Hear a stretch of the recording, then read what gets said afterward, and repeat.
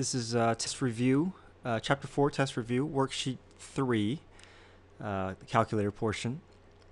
So number 1, the graph of the function f consists of line segments and a semicircle as shown, and g of x is defined as the definite integral of f of t from -2 to x. So we can think of f of t as the derivative graph of g of x. And so f of t is represented by our graph, by what's shown here on the graph. Let's just go ahead and also find, because we know we're going to need it, these rules, these definitions for g prime and for g double prime. So g prime, if we want to find the derivative of a definite integral, we can use what we know from second theorem to derive a function that has a definite integral notation. So we simply, to find the derivative, we simply take the upper bound and plug into the original function, so that's f of x, times the upper bound's derivative, so times 1. So g prime is simply going to be f of x. And if we know g prime is f of x, then we can find the derivative of g prime to get down to g double prime, and so f of x would turn to f prime. Okay, so we have a way to find values for g of x, we have a way to find values for g prime, and a way to evaluate a specific value for g double prime.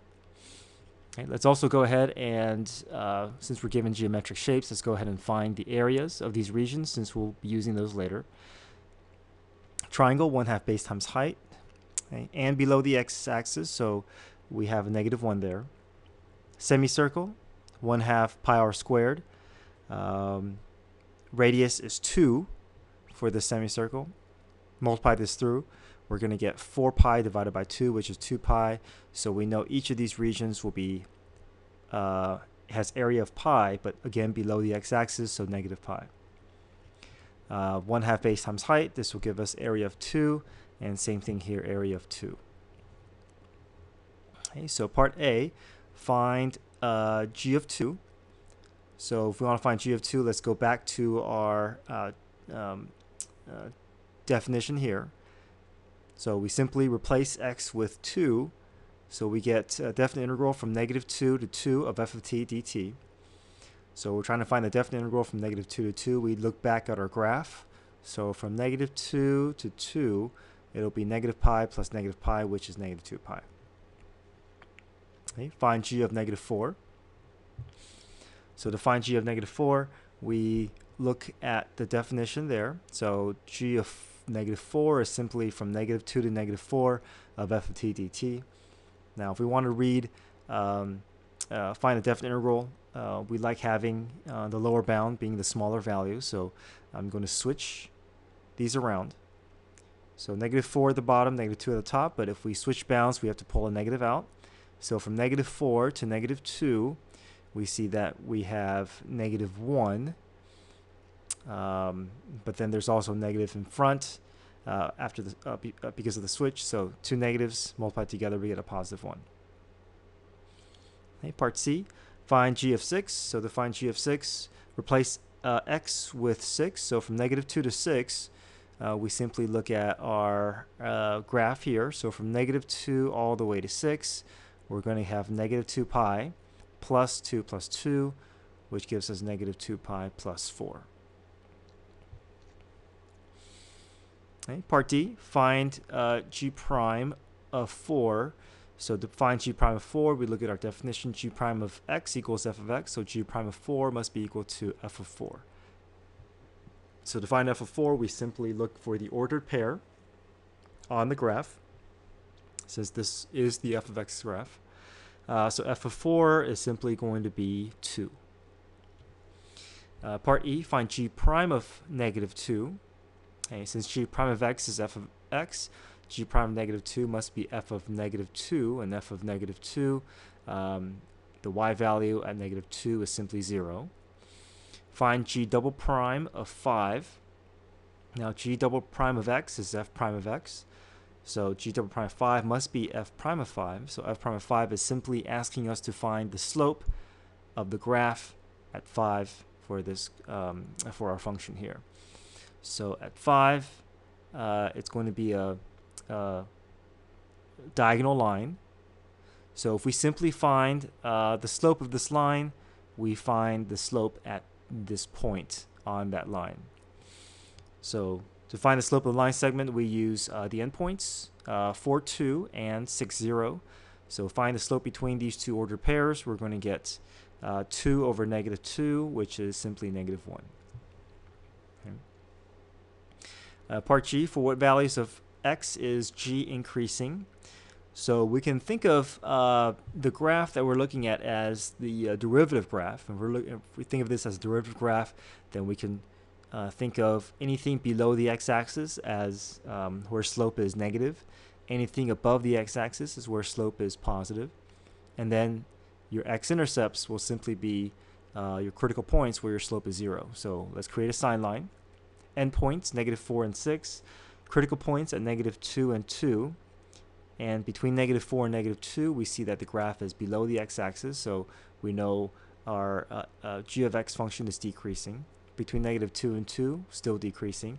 And then between 2 and 6, we have positive slope, since the graph shows y values above the x-axis, so positive slope. So we know that the graph is decreasing, decreasing, followed by increasing. So the only region where g of x is increasing is from intervals from 2 to 6, because g prime is positive, or greater than 0. Part H, for what value of x is g decreasing? So we go back to our sign line, decreasing from negative 4 to negative 2, and then from negative 2 to 2, because g prime is less than 0. Okay. Part I, find the x values of all points of points of inflection. So again, since we're looking at the derivative graph, any time where we see a relative max or relative min would indicate where we have points of inflection. And this positive and negative slopes would indicate concave up and concave down. So we have concave up, concave down, concave up, and concave down. So we transfer that to our sign line here, and we see that we have change in signs at negative 2, 0, and 4. So we know points of inflections will be at these x values, simply because g double prime changes signs. Okay, last part here. Find the absolute extrema of g on the interval from negative 4 to 6. So we're trying to find the absolute max and absolute min on the closed interval, so we can apply extreme value theorem. This is where we test the endpoints and we test the critical points of g of x. Okay, so go back to our sign line here. We have our endpoints being negative 4 and 6, critical points being negative 2 and 2. So we should have to test these 4 points to see which y values are the largest and which y value is the smallest. So g of negative 4, we found this from before, from part B, which is 1. G of negative 2, so we go back and replace x with negative 2. But if you simply look at this definite integral from negative 2 to 2, the bounds did not change, so there's not going to be any area for us to find, so simply be 0.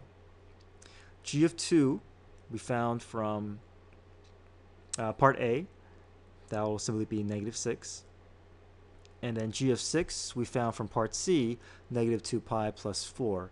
So we're using these previous parts to help us find our solution. So we just compare all the y values here. 1, 0, and negative 2 pi is roughly negative 6. Negative 2 pi plus 4 is roughly negative 2. So of all these values, we see absolute min must be at negative 6, or sorry, negative 2 pi. And the absolute max will have to be at 1. So absolute min at negative 2 pi at x equals 2, and absolute max is 1 at x equals negative 4.